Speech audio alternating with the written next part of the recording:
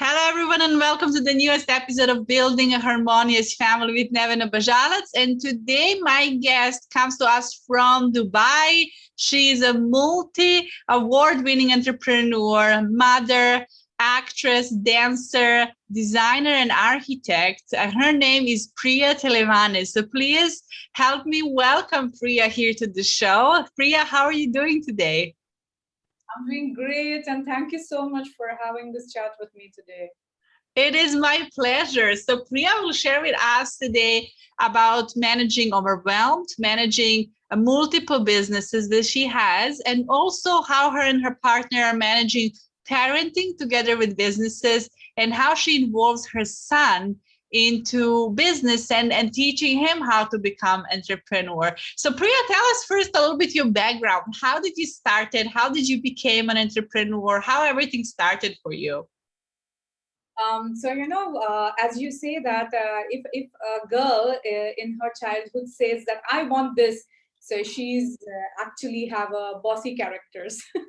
So Okay. then, and I always wanted something of my own, being an entrepreneur always. So I started this company 11 years back after having a very well experience in interior design and fit out worldwide. And then after I start my company, my husband joined me 4 years after 4 years of my company started, and then we are working together, and we both are basically architects and specialize in interior and furniture design. So that's how our expertise are. And there was a really a big demand in Dubai when we started in 2008, and everything was really great.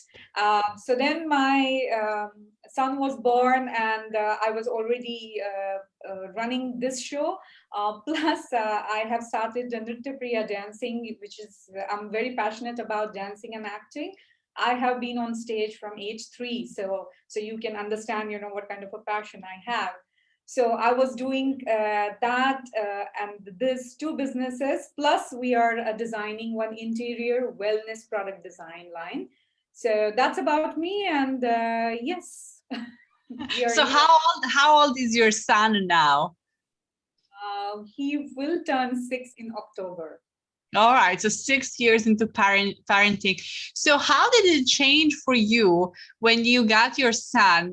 Did you experience a big shift or big struggle? What struggles did you had now? What was like a change or a surprise to you when you became a mom and at the same time continue building your businesses?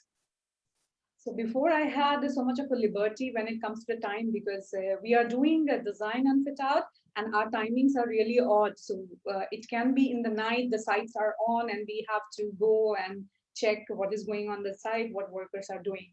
So when my son was born, I suddenly realized, like, oh my God, I'm breastfeeding, and I have to take him everywhere, wherever I go, whether it's night or day. I should have a certain time limit. So definitely the time management was the biggest struggle. And plus, how to be a good mother. We always think that, there is an excellent way of parenting or how we should do it. So we will be the best. So I have realized that there is nothing best or nothing worst. It's like how Mm. you do it well and give your time plus love to the baby. That's most important for. So I was taking my son basically everywhere, wherever I used to go for a meeting, and I used to request in to my clients, or if I'm coming on the site, I used to request everyone, look, I'm going to be accompanied with my son, so please, be careful of certain things. Or I used to ask, are you having a problem if I bring my kid? So, I feel that there is no shame in asking people or requesting people, because a lot of time we feel awkward.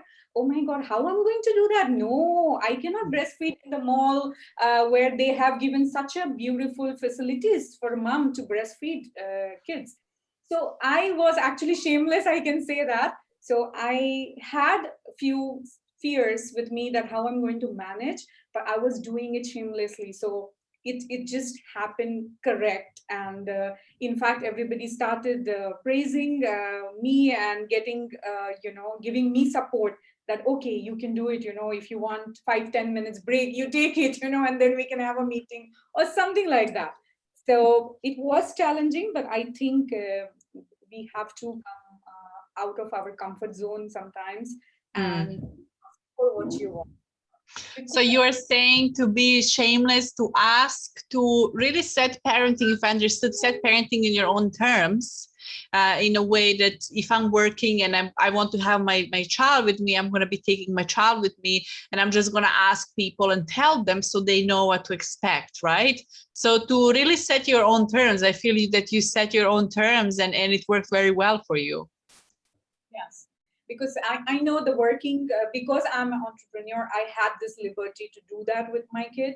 But many women who are working, doing job, it may be not, right for them, this advice, but they can have their own set of rules. I feel that way. It's not only that the nanny can help or some help at home can only be a solution. There can be multiple solutions which women have to look for.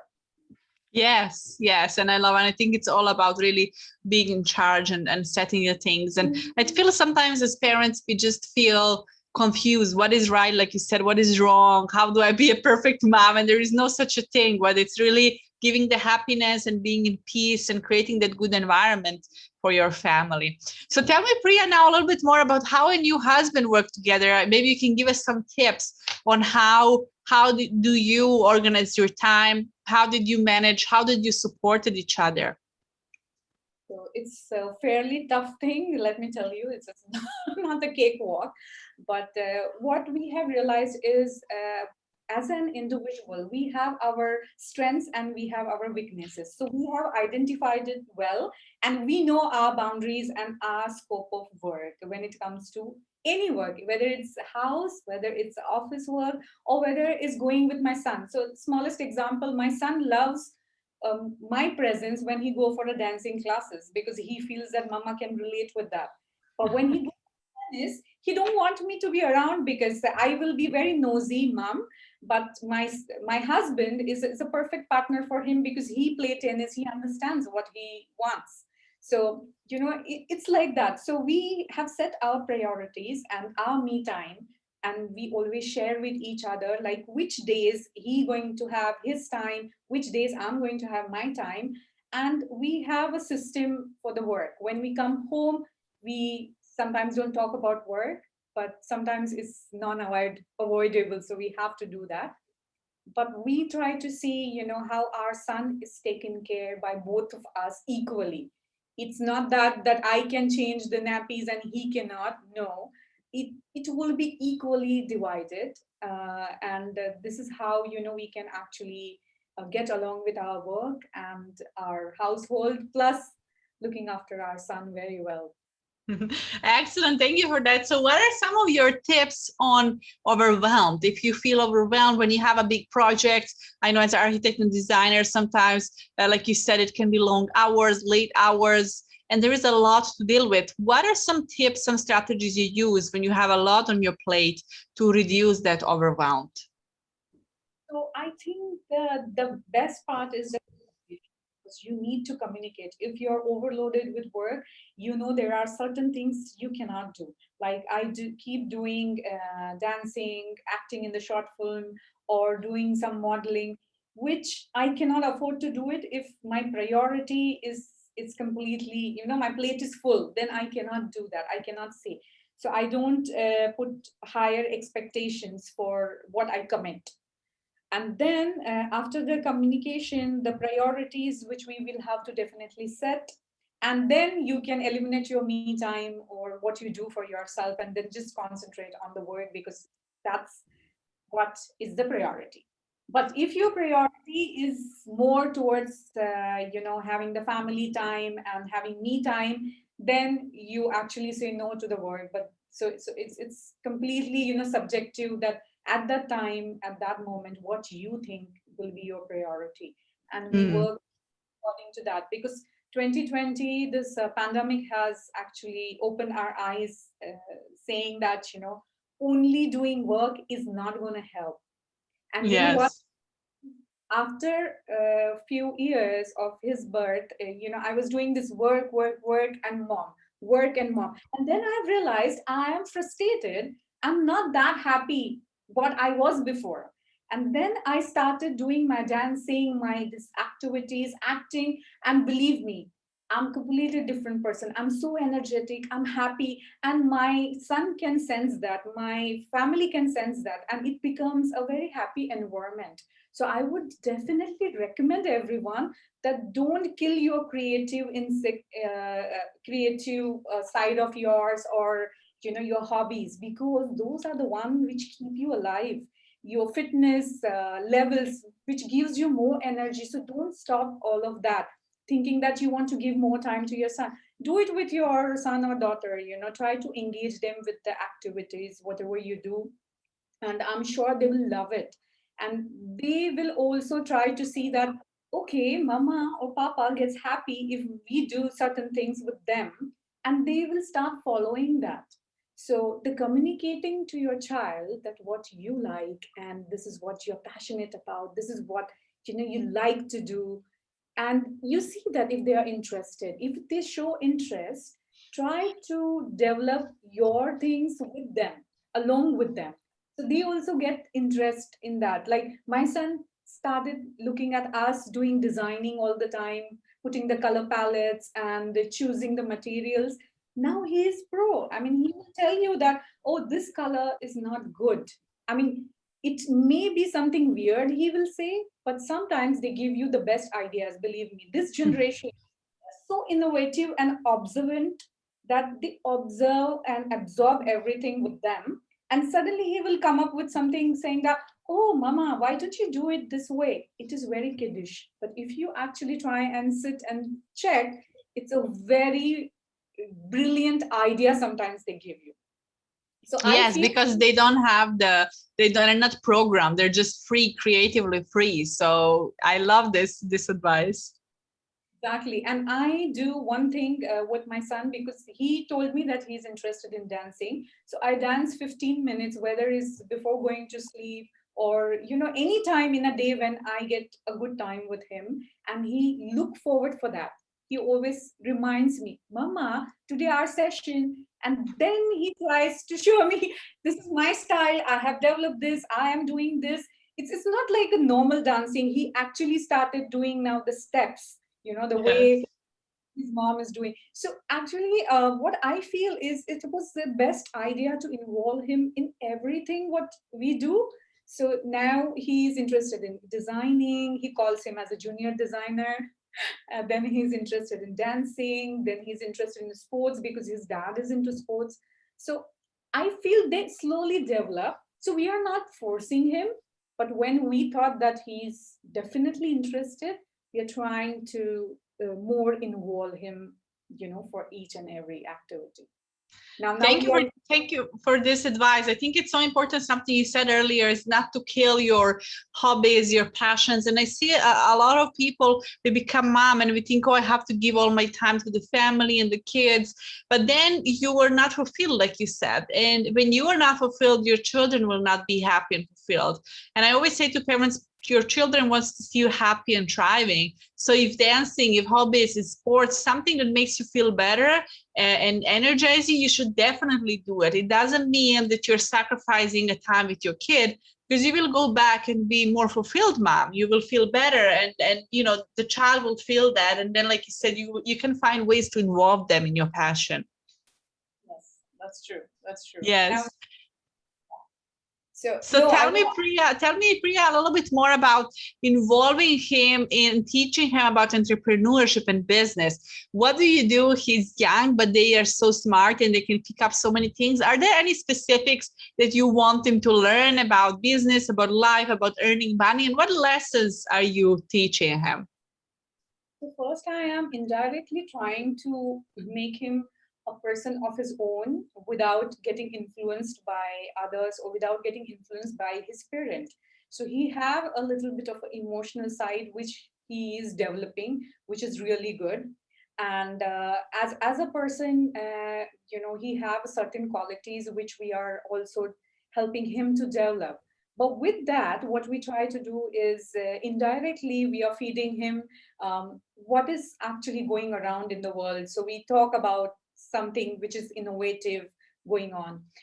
Right now, I'll just give you an example. I was watching this Netflix series, about the interiors and the resort properties, which they were showing it. And he got so glued to it, believe me, that he was watching all the episodes. And after the end of the last episode, he told me, Mama, I have an idea. I said, wow, great. What is the idea?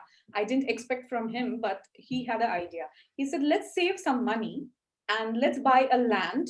You and Papa design a big and great hotel. It can be small hotel, it's fine if it's not big, great. But I am going to run it, and you people are going to be the designers and maintenance people. And I'm like, really? I mean, that's your idea. I mean, it's an incredible idea if you see Yes. that. But Yes. what the example is, so I don't, close my doors saying that I should not show him certain things, or he will not understand. So don't underestimate your kids, because their power of understanding is much much higher than what you think. And Yes, absolutely. So tell me, Priya, what would be your last advice that you would like to give to all the parents listening here on the podcast? What is something that you learned in these 6 years of parenting and running your business? What are some tips or advice for us? so I will say just be true to yourself, and there is nothing right and wrong when it comes to parenting. Don't over listen others, because see, everybody is different individual. Every child is different. So it may not work with your kid what it's working with the other kids. So be very vigilant and sensitive about that part. And just involve your kids, communicate with them, talk to them every time. I was talking to my kid from day one, he was in the tummy. And there is a different bond than he understands when I'm talking. So they understand everything. So the smallest thing, if you tell them that you have to sleep at 7:30 or 8 o'clock in the night, they will keep thinking that why. So you need to explain them why, how it's going to benefit them Mm. positively, and then they will be ready to do that every day. So that's the difference. Just don't try to be strict. You can be a strict where it's needed, but don't try to overpower them, saying that this is has to be done this way because it was done for you by your parents. So I would not recommend that, and I'm not following that at all, because every situation is different, every kid is different, the generation is different. So you need to go with the world, you need to go with the generation and what is happening around. Be innovative and be focused. Try to be a main good human than anything else, and they will learn automatically by their surroundings. So Yes. Thank you, Priya. So tell us now, as you're wrapping up this episode, how can people connect with you? How can they hear about more about your businesses and everything you're doing? We will make sure to include the links in the description here of this episode, so everyone watching and listening can connect with you. But tell us, what is the best way to reach and connect? So for our 361 degrees, we have a website called www.361dds.com. We have our entire portfolio, and we do commercial, residential, all kind of interior design fit out with the approvals all over the world. I mean, that's not to be missed. And and we have an Instagram page at 361dds. And for my personal, for my dancing workshops, and for even I'm taking, I'm the one of the first designers in Dubai started taking in introduction to interior design workshop for teenage girls, and I teach teenage girls what exactly interior design means. So that also they will find out more on my personal Insta page, which is at Priya Telavvane. You can share the link because PRIYAATELAVVANE. So they will see all the details, and yeah, and we will be launching the wellness products in December soon. So yeah, that's all about us and me. Well, thank you, Priya, for being here. I absolutely love hearing the story, your journey, and everything you learned and wisdom you had to share with us. And I'm sure that all of you listening enjoyed this episode. Make sure to download, subscribe, share with others so they can benefit as well. Give us your feedback, tag us in your stories that you're listening to this episode, and make sure to connect with Priya. Thank you so much for listening, and I will see you in the next episode.